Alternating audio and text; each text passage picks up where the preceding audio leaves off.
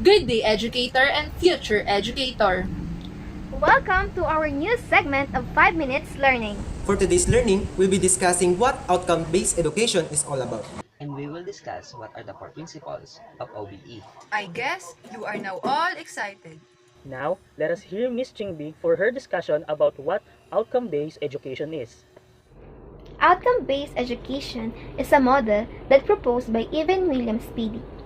It rejects the traditional way of what school can offer to their students. It breaks the stereotype of just pen and a paper in a learning environment because it is a student-centered approach. An outcome means skills and knowledge that student must gain. Also, teachers must lead and develop the proficiency of a particular skills, knowledge, or behavior of the student according to Suvin. To sum up what OBE is, it was designed to create a content that involves activities to attain certain outcomes. The first principle is clarity of focus.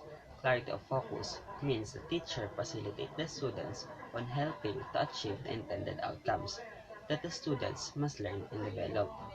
To understand the first principle, I will provide an example. After the discussion in the course Art Appreciation, the intended outcome is for the students to create their own drawing using oil pastel. So, to achieve the intended outcome, the teacher will make his own drawing in front of his students for assisting them and apply the learning into experience. And now let me introduce to you the second principle of OBE, the designing down or designing backward principle that helps the teacher create courses and units that are focused on the goal or learning rather than the process or teaching. For example, ang learning objective ni science teacher ay malaman ng student ang difference ng homogeneous and heterogeneous mixture. Mahalaga munang malaman teacher ang goal ng pagkatuto ng students, which is to identify the difference between homogeneous and heterogeneous mixture bago siya tumungo sa susunod na step ng pagkatuto. And now, she group the students and let them do the experiment activity together with their group mates and discuss the result of the experiment together. Dito na papasok ang pagkatuto ng students kung saan na-achieve ang learning goals. Let us now proceed to the third principle, the high expectations. It means that the teachers should establish high challenging standards of performance in order to encourage students to engage deeply in what they are learning.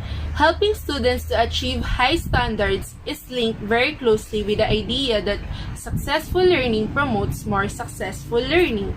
For example, I am the teacher and I will give written or performance tasks to my students. To achieve high expectations, I will provide criteria or rubrics for them to produce a quality output. Expanded opportunities, which means learners may require different instructional strategies and additional learning opportunities. Learner can learn and succeed but not in the same way. Expanded opportunities also provides multiple learning opportunities to match different learners' need. For example, si teacher ay magbibigay ng activity at yung activity na iyon ay maaaring gawin ng estudyante sa iba't ibang paraan. Kung ang interest nila ay pagkanta, maaaring pakanta nila ito gagawin. At kung ang interest naman nila ay pag-arte, maaaring paarte rin nila ito gagawin. To give you a synthesis on our discussion, in outcome-based education, the learner's skills and knowledge must gain, and the teacher will be there to help the learners to develop it. In outcome-based education, there are 4 principles. First, the clarity of focus.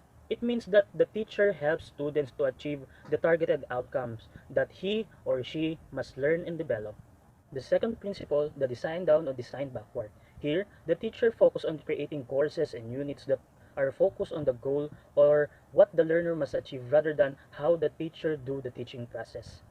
The third principle, the high expectation. It means that the teacher will impose high and challenging standards on the different performance that the student will do. Lastly, the fourth principle, expanded opportunities. Here, the teacher provides multiple learning opportunities that matches on the different learners' need. So that's for today. Thank you for watching 5 Minutes of Learning. Bye!